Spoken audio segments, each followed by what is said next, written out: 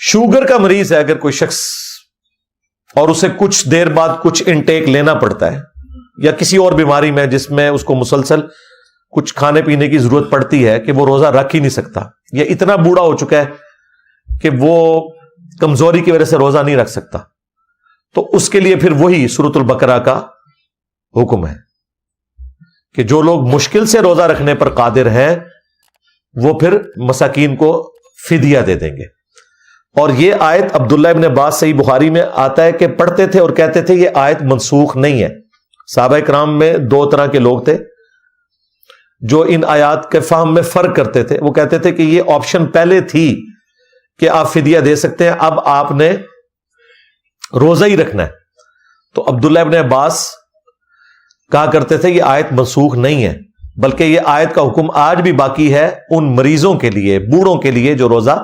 نہیں رکھ سکتے۔ ہاں یہ بات درست ہے کہ شروع میں حکم یہ تھا کہ چاہے روزہ رکھ لے کوئی صحت مند بندہ بھی، چاہے فدیہ دے دے، وہ والا معاملہ تو منسوخ ہو چکا، اب روزہ ہی رکھنا ہے، وہ فدیہ والا معاملہ نہیں ہے۔ لیکن مریض کے لیے، بوڑھے کے لیے یہ حکم آج بھی باقی ہے۔ عبداللہ ابن عباس نے وہ آیت پڑھ کے کہا کہ آج بھی یہ حکم باقی ہے بوڑھوں کے لیے اور مریضوں کے لیے، لہذا یہ مسئلہ میں نے ساتھ کلیئر کر دیا۔ وہ ہے اسٹوڈنٹس کا روزہ۔ عموماً جن اسٹوڈنٹس کے پیپر آنے والے ہوتے ہیں نا تو وہ روزے چھوڑنا شروع کر دیتے ہیں، روزے بھی نہیں رکھتے، پڑھتے بھی کوئی نہیں۔ اسٹوڈنٹس نے تو رات کو پڑھنا ہوتا ہے بھائی، رات کو کون سا روزہ ہوتا ہے؟ پیپر تو دن کے وقت ہوتا ہے، تیاری رات کو کرنی ہوتی ہے، تو رات کو تو روزہ نہیں ہوتا، تسلی سے آپ اپنی تیاری کریں۔ پیپر تو 3 گھنٹے کے لیے، تو مجھے تو کوئی وجہ نظر نہیں آتی ہے کہ کوئی شخص اسٹوڈنٹ ہے اور وہ پیپروں میں روزہ چھوڑ دے، کوئی تک نہیں بنتا، کیونکہ روزہ دن کے وقت وہ 3 گھنٹے ہی آپ نے پیپر میں گزارنے ہیں نا، اور جو لوگ پڑھنے لکھنے والے ہیں وہ تو 3 گھنٹے میں پیشاب بھی روک کے بیٹھے ہوتے ہیں کہ ہمارے 5-10 منٹ ضائع ہو جائیں گے، ہمارا پیپر مکمل نہیں ہوگا،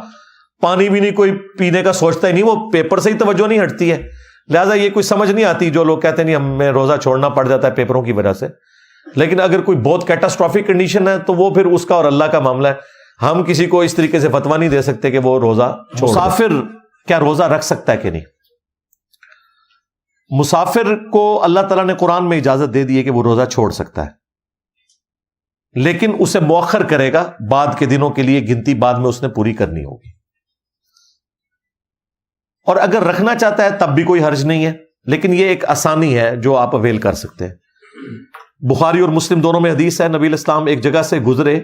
ایک شخص کے اوپر لوگوں نے سایہ کیا ہوا تھا، آپ نے فرمایا اسے کیا ہوا؟ تو بتایا گیا کہ اس نے سفر میں روزہ رکھا ہوا ہے۔ تو آپ علیہ السلام نے فرمایا ایک بندے نے روزہ رکھ کے اتنے بندوں کو مشقت میں ڈالا کہ اتنی بڑی چھتری اس کے لیے اٹھائی ہوئی ہے، تو آپ نے فرمایا کہ سفر میں روزہ رکھنا کوئی نیکی کا کام نہیں ہے، یعنی اس طرح کی نیکی کہ وہ دوسرے کے گلے میں آپ نے ڈال دی ہے کہ وہ بےچارے لے کے چھتری کھڑے ہیں کہ جی اس کا روزہ ہے، جی روزہ کی طرح ڈگ نہ پوے تھلے، ٹھیک ہے، انہوں تھمی دیتی ہوئی ہے روزے نو۔ آپ فرمایا روزہ رکھنا سفر میں کوئی نیکی کا کام نہیں۔ پھر بخاری اور مسلم دونوں میں حدیث ہے، ایک سفر کے دوران کچھ صحابہ نے روزہ رکھا ہوا تھا، کچھ نے نہیں رکھا ہوا تھا۔ جب غروب آفتاب کا وقت قریب آیا تو جو روزے دار تھے وہ تو بےچارے نڈھال ہو کے گر گئے، اور جنہوں نے روزہ نہیں رکھا تھا، اللہ کی فیسلٹی سے فائدہ اٹھایا ہوا تھا،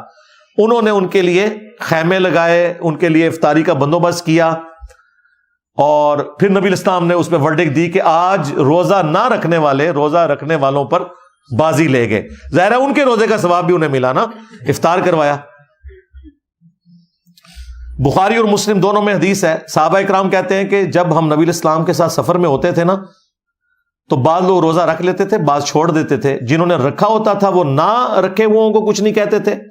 اور جنہوں نے نہیں رکھا ہوتا تھا وہ رکھنے والوں کو کچھ نہیں کہتے تھے، یعنی انہیں پتا تھا یہ آپشنل ہے۔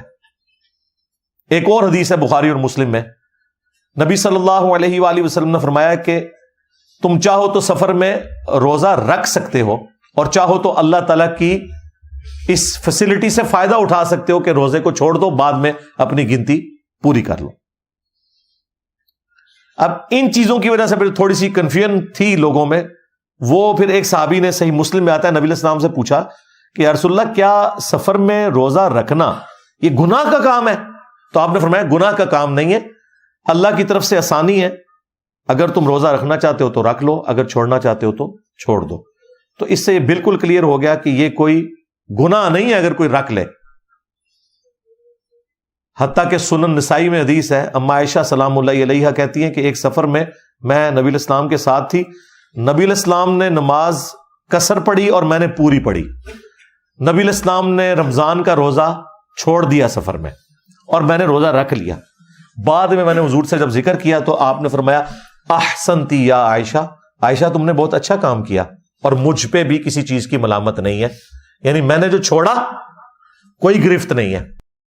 اور جو تم نے رکھ لیا تمہارے اوپر بھی کوئی گرفت نہیں ہے۔ نماز پوری بھی سفر میں پڑھ سکتے ہیں آپ اور روزہ بھی رکھ سکتے ہیں۔ اور آج کل تو میں یہی مشورہ دوں گا آپ سب لوگوں کو، جو ہمارا سفر آج کل اتنا آسان ہو چکا ہے، اور اب تو خیر موسم بھی آندہ تقریباً 15 سال تک تو انشاءاللہ روزے اچھے موسم میں ہی، اب گرمیوں والے روزے تو اگلے 15 سال تو ایکسپیکٹڈ نہیں ہے۔ تو سفر میں جو روزہ رکھ سکتا ہے وہ روزہ رکھ لے، کیونکہ بعد میں گنتی پوری کرنا بڑا مشکل ہو جاتا ہے۔ رمضان میں تو ایک ماحول بنا ہوتا ہے تو آپ رکھ لیتے ہیں۔ میں نے آلموسٹ اپنی جاب کے دوران 15 سال ایک ایسے روٹ کے اوپر سفر کیا ہے کہ میرے تو 8 روزے سفر میں ہوتے تھے۔ منڈے کو جس دن میں جاتا تھا اور جمعے کو واپس آتا تھا، یہ 2 روزے تو میرے سفر کے بنتے تھے ایک ہفتے کے اندر، مہینے میں 8 روزے، لیکن میں رکھ لیتا تھا کیونکہ بعد میں بھی تو میں نہیں رکھنے ہیں، آسانی سے رکھے جا سکتے ہیں تو ضرور رکھ لیں۔ لیکن آسانی کے باوجود بھی کوئی اچھے سفر میں بھی ہے، ہوائی جہاز کا بھی سفر کر رہا ہے، آسانی بہرحال باقی ہے، نماز بھی وہ قصر کرنا چاہتا ہے کر لے، روزہ چھوڑنا چاہتا ہے چھوڑ دے، لیکن بعد میں اس نے